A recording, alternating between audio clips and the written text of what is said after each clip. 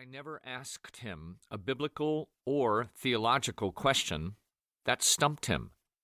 Come to think of it, I never asked him a historical or cultural question for which he failed to have a brilliant answer. What was more profound than his knowledge about God was his knowledge of God.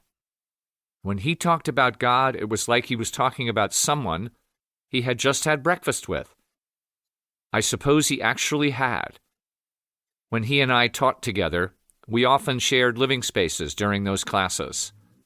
I would see Dallas up late at night or up early in the morning in prayer, reading the Bible, and scribbling down thoughts and ideas. So when this man writes about hearing God, it is because he has, because he did, more than anyone I have ever known. It has been said that those of us who write books are trying to write ourselves into a better life, that our writing is aspirational. We aspire to live into the truths we write about. Dallas did this backward. He first lived a better life, a life with God, and his books were a way to help the rest of us read ourselves into a better life. The ambition of this book, to help you develop an ongoing relationship with God that will involve conversation, communion, and consummation, is a high bar to reach. Because of this, only Dallas could have written this book, because he is not speculating. He is relating to us, the audience, what he knows from experience.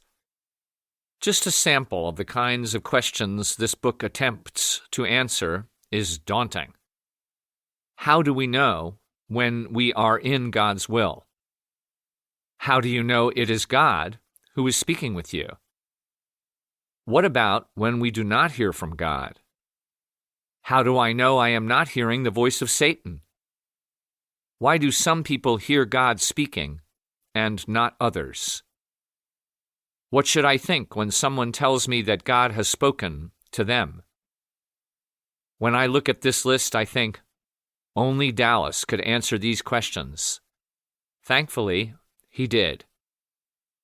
In Chapter 8, Recognizing the Voice of God, Dallas states that we can know something is a word from God if it corresponds with the plain meaning of the Bible, soundly interpreted.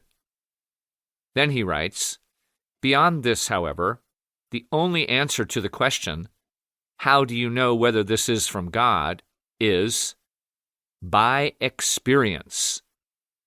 By experience is exactly how Dallas learned about hearing God. He has left us not a theory, but a genuine account of how God speaks to us. Best of all, when I read this book, I want, more than anything, to hear from God in the way the saints of old have done, in the way my friend and mentor Dallas Willard did. A word from the author. Many people feel confused and deficient when it comes to hearing God. In Chapter 1, you'll meet my wife's grandmother, Mima, to us all, who was one of these. I knew that her experiences with God were not lacking, and that she lived a richly interactive life with God. Yet the language of hearing God made her feel like an outsider looking in.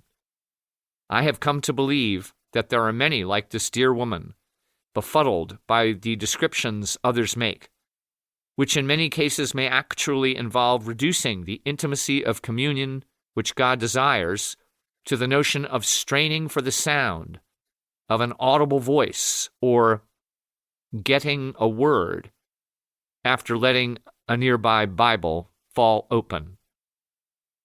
Being close to God means communicating with Him, which is almost always a two-way street. In our ongoing friendship with God, we tell Him what is on our hearts in prayer and learn to perceive what He is saying to us. It is this second part of our conversation with God that is found by many to be so difficult.